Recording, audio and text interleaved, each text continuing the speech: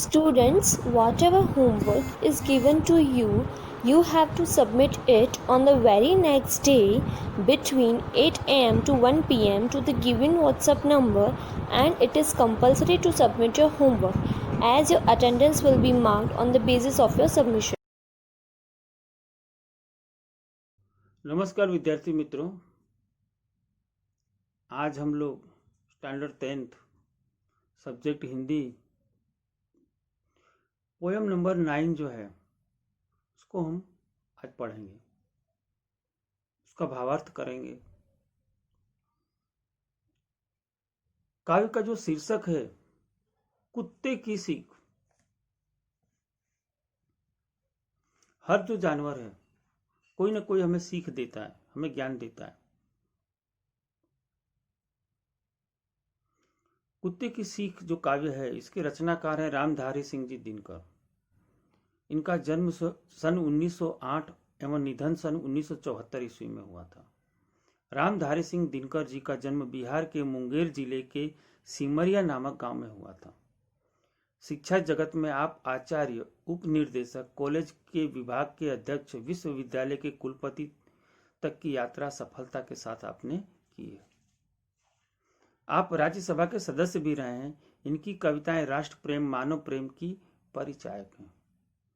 वे गांधी विचारधारा से प्रभावित थे। वे प्रगतिशील सामाजिक चेतना के कवि थे। आपको भारतीय ज्ञानपीठ पुरस्कार से भी सम्मानित किया गया। रेणुका, हुंकार, रसवंती इनके काव्य संग्रह। कुरुक्षेत्र, रश्मिरथी, उर्वशी जैसे प्रबंध काव्य भी इन्होंने लिखे हुए हैं।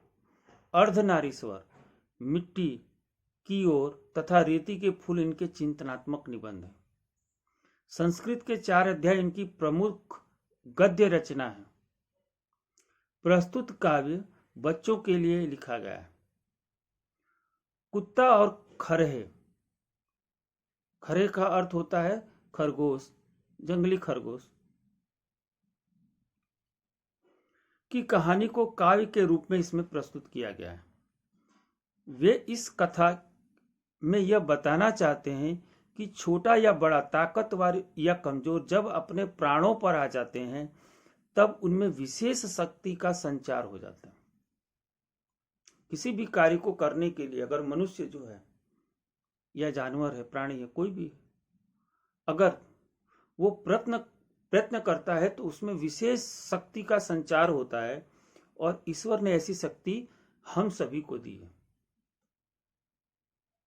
अगर हम किसी कार्य को करने के लिए ठान लें तो ऐसा नहीं है कि कोई भी कार्य हमारे लिए असंभव हो। एक रूपरेखा में आप लोगों को इस काव्य का बता दूं कि जंगल की घनी झाड़ियों में खरगोश रहता था। घास की कोमल पत्तियां खाकर वह झाड़ियों में हमेशा छिपा रहता था। एक दिन उस जंगल में एक शिकारी कुत्ता आया। वह झाड़ी को सूंघता हुआ खरगोश के पास पहुंच गया, लेकिन सामने मृत्यु को खड़ा देखकर खरगोश अपना पूरा जोर लगाकर भागा। वह कांटेदार घनी झाड़ियों में छिप गया। कुत्ता निराश होकर लौट गया। कुत्ता अपने भोजन के लिए दौड़ रहा था, जबकि खरगोश अपनी जान बचाने के लिए भाग रहा था। जान संकट में पड़ने पर हर व्यक्ति को अपनी पूरी ताकत लगा देनी चाहिए। इतना ही अंतर है कि कुत्ते के पास विकल्प था, लेकिन खरगोश के पास कोई विकल्प नहीं था। या तो अपनी जान गंवा दे या अपनी जान बचा ले। कुत्ते के पास विकल्प था कि अगर खरगोश को या खरहे को पकड़ लेता है तो उसे भोजन प्राप्त होगा, अन्यथा दूसरे किसी जानवर का भी वो शिकार कर सकता है। खरगोश के पास कोई विकल्प नहीं था, इसीलिए खरगोश जो है जी जान से अपने प्राण बचाने के लिए प्रयत्न करने लगा और उस कार्य में वो सफल हुआ।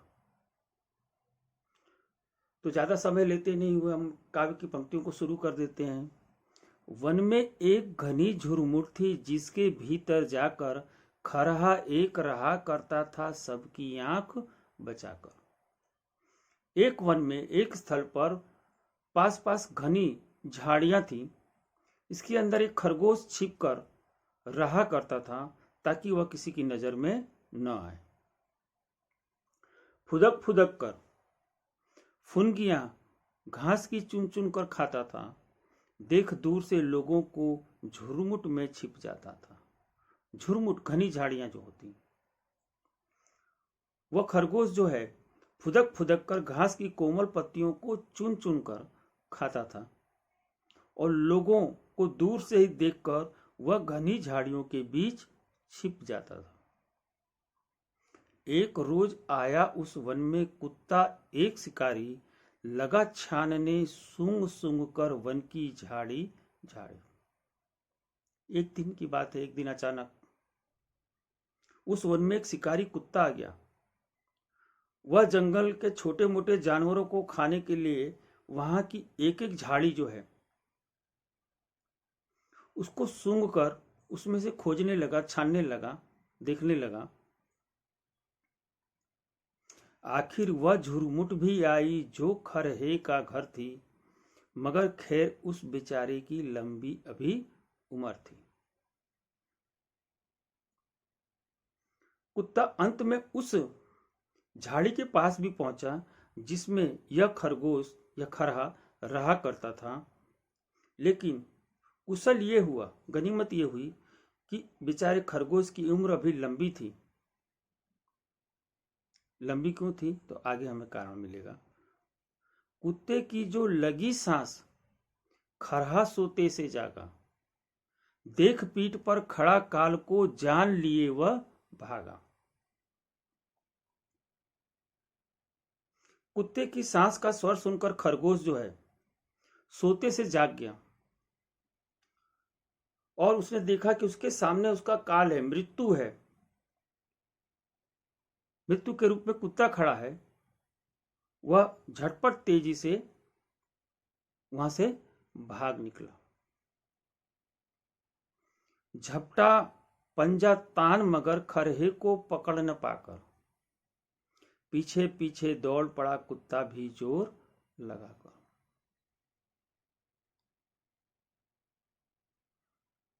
कुत्ते ने भी अपने पंजे तान कर खरगोश का पीछा किया, उसके पीछे दौड़ा, पर खरगोश को पकड़ न पाने के कारण उसके पीछे पीछे पूरा जोर लगाकर वो दौड़ता रहा। 4 मिनट तक खुले खेत में रही दौड़ यह जारी और इतने में आ गई सामने घनी कटीली झाड़ी। खरगोश के भागने और कुत्ते की उसे पकड़ने की कोशिश करने की यह जो दौड़ है ये लगभग 4 मिनट तक चलती रही और इतने में अचानक सामने एक घनी कटीली झाड़ी आ गई।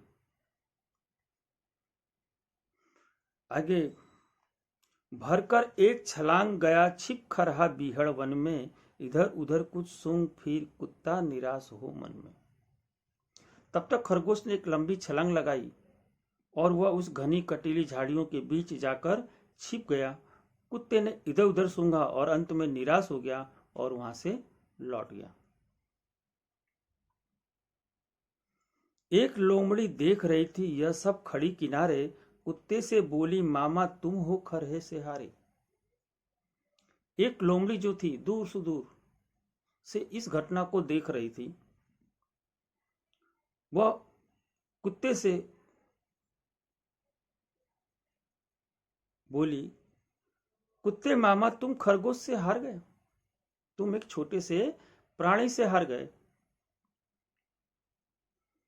इतनी मोटी देह लिए हो फिर भी थक जाते हो, वन के छोटे जीव जंतु को भी नहीं पकड़ पाते हो। आपका शरीर इतना विशाल है, तुम इतने मोटे ताजे हो, फिर भी दौड़ते हुए तुम थक जाते हो। तुम जंगल के इन छोटे छोटे जीव जंतुओं को भी नहीं पकड़ पा रहे हो। कुत्ता हंसा, अरे दीवानी, दीवानी का अर्थ होता पगली, तू नाहक बकती है, नाहक का यानी बेकार में बोल रही है। इसमें जो भेद उसे तू समझ नहीं सकती। खरगोश क्यों बच गया उसका कारण है। कुत्ता ये सुनकर हंसा और उसने कहा लोमड़ी से अरे पगली, तुम नाहक ऐसी बातें मुझसे कर रही हो, बेकार की बातें कर रही हो, तुम इस रहस्य की बात को समझ नहीं सकती। मैं तो दौड़ रहा था केवल दिन का भोजन पाने को, लेकिन खरहा भाग रहा था अपनी जान बचाने को। कुत्ते ने कहा, अरे मैं अपने भोजन के लिए खरगोश के पीछे दौड़ रहा था, जबकि खरगोश अपनी जान बचाने के लिए भाग रहा था। कहते हैं सब शास्त्र, कमाओ रोटी जान बचाकर, पर संकट में प्राण बचाओ सारी शक्ति लगाकर। सभी शास्त्रों का कहना है, शास्त्रों में लिखा है, कहा गया है कि अपनी जान बचाकर ही रोटी हमेशा कमाना चाहिए, अर्थात अपने जीवन निर्वाह के लिए अपनी जान को कभी भी खतरे में नहीं डालना चाहिए। पर जब जान पर बन आए तो अपनी पूरी शक्ति लगाकर अपने प्राण बचाना चाहिए, अपने जान को बचाना चाहिए। ये जो काव्य है, इस काव्य से हमें ये बोध मिलता है कि चाहे छोटा जीव हो या बड़ा कमजोर हो या शक्तिशाली, जब उसके प्राणों पर बन आती है तो उसमें एक अद्भुत शक्ति का संचार हो जाता है और व्यक्ति को संकट के समय अपनी सारी शक्ति लगाकर अपने प्राण की रक्षा करनी चाहिए, अपने प्राण बचाने चाहिए। आशा है कि विद्यार्थी मित्रों, आप लोगों को ये काव्य समझ में आ गया होगा। तो आप लोग इस काव्य का जो स्वाध्याय है वो सभी आप लोग घर से लिख लीजिएगा।